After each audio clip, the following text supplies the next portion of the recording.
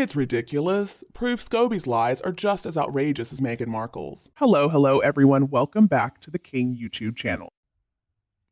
Alright, guys, so there's a new reveal from Scobie's book Endgame, and it's claiming that Meghan Markle could sense she wasn't wanted when the Queen passed away. Well, alright, thanks, Sherlock. Scooby-Doo is claiming that the royal family views Harry as a threat and that he has become the enemy. Oh, really? So Meghan can sense that she wasn't wanted when the late Queen was passing away? Really? Okay, well, I guess she's not as dumb as we thought she was. And this is another lie. Meghan didn't even need to sense it. She was informed in no uncertain terms by Charles through Harry that her presence was neither wanted nor necessary. And it resulted in such a big fight between Harry and Charles and William. And that's why William's departure for Balmoral was delayed. If she could really sense that she wasn't wanted, then why did she try to insist on going with Harry? Why did she have Scooby-Doo announce at the time that Meghan was going to travel to Balmoral with Harry to be by the Queen's bedside? Well, that's because she thought that a little outside pressure would sway the king. What an idiot. And it seems like Scooby-Doo is positioning her as the eternal royal victim yet again, as if this time it's going to work any better than it did the last times.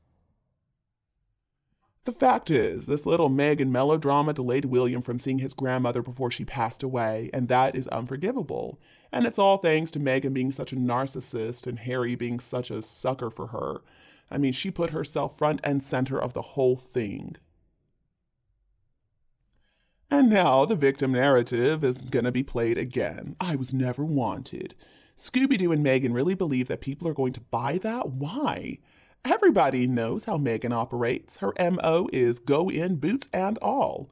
And if that fails, then she can just play the victim. She can pull the racism card. She can blame other people.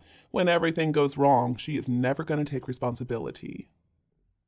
We can already clearly see what Endgame is going to be all about, and so can Meghan and Harry.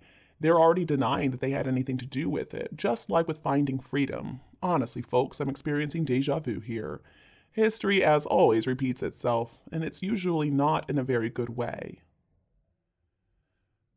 So here we go again. Harkles are denying they had anything to do with their best friend's book Endgame, which is subtitled Inside the Royal Family and Monarchy's Fight for Survival. Really, Scooby-Doo?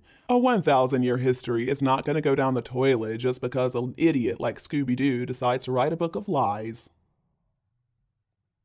And the trouble for Meghan, as always, is that she's already known for being a liar.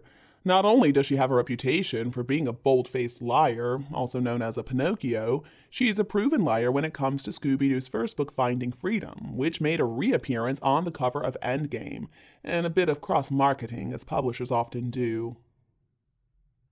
We already know that Justice Warby's court tabled a whole series of emails from Meghan to Jason Knopf, authorizing him to pass them along to Scooby-Doo and giving him the content for Finding Freedom, after she told a lie to the judge denying that she had anything to do with Finding Freedom whatsoever. Well, after she was proven to be a liar, again she lied and claimed that she forgot. And the worst part of all is that she got away with it. So you can read what the Sun has to say about Endgame and Meghan and Harry denying that they had anything to do with it. The Harkles are trying to distance themselves from Scooby-Doo's book after the claims that he made about what happened when the Queen passed away. And then, during the crisis of the Queen's death, she told Scooby-Doo to release the information that she was going to go with Harry to the Queen's deathbed, along with the Queen's kids and Prince William. Thank goodness the king did not give in to this. He told Harry that she was going to stay back because it wasn't appropriate for her to be there. Of course, neither Harry nor Meghan was very happy about that.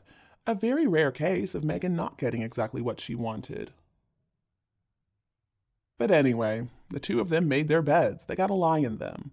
And again, it's a bit late to deny that they had anything to do with what Scooby-Doo wrote in the book. Clearly, Meghan and Harry provided him with that information, and he published a steaming pile of BS about the royal family.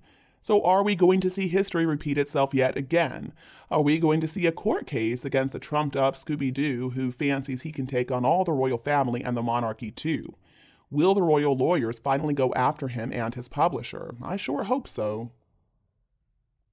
Surely Charles is not going to believe that these two didn't have anything to do with that book. The only reason they want to reconcile is because they've been kept at arm's length and they don't have any other dirt on the royal family to peddle to the highest bidder. They're running out of money, so they're getting desperate. He shouldn't let them come back, though.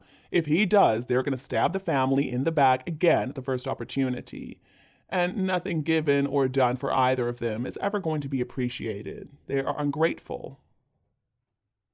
Scooby-Doo is being supported by Harry and Meghan 100%. The last book that he wrote was so flattering towards them that I couldn't even get through the first chapter, and I actually ended up getting a refund from Amazon. It was not a candid portrayal of Harry and Meghan, it was just nonsense. I'm sure this is just another attempt from the Harkles to inflict more pain and continue to try to have the last word. Looking back, the moment Harry announced that he didn't want to be a full-time royal anymore, the late Queen really should have taken his titles away. Since she didn't want to seem petty, she made the mistake of allowing him to keep the titles. Then the king should have done it immediately after her funeral. Harry and Meghan are just bold because they've still got those titles. They have got to be shown what a couple of nobodies they really are, and that their actions do have consequences.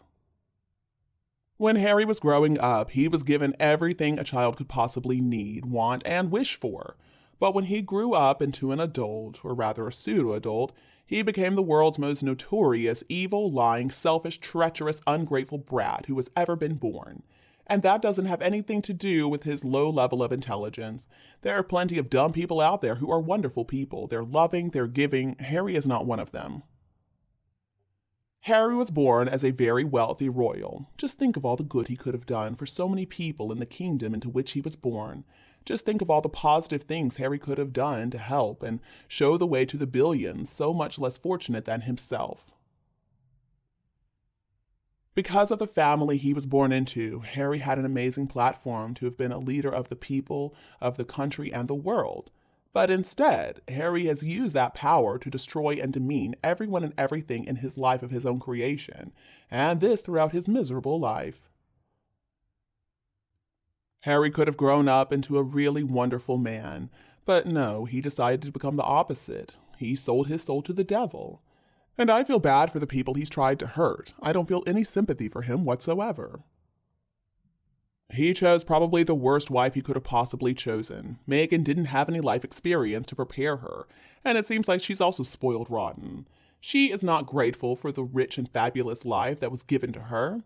Instead, she shows such disrespect. She pitches fits like a baby in the floor, and she spreads a lot of hateful gossip about the family who gave her everything. And we're supposed to feel sorry for Harry because he was born the spare, even though the spare has all the wealth and the fame with less work than the direct heir? No, Harry, we're not going to feel sorry for you for that. Just like South Park showed on that episode about Meghan and Harry, Meghan is empty inside. And that emptiness, that ugliness seeps through every aspect of her personality. She's a narcissist. She's a liar. Harry is her equal perfect match for allowing her to humiliate his grandfather and grandmother in front of the whole world.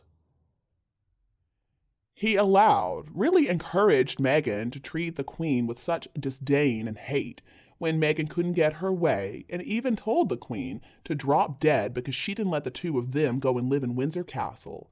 I swear the two of them deserve each other. And you, do you agree with me? Please tell me your opinion below in the comments. If you think my video is useful, don't be afraid to like and share it with anyone else who would enjoy it. And don't be afraid to click the subscribe button to get more updates in the future. Thank you so much for tuning in, have a lovely weekend, and we'll be back to see you all tomorrow.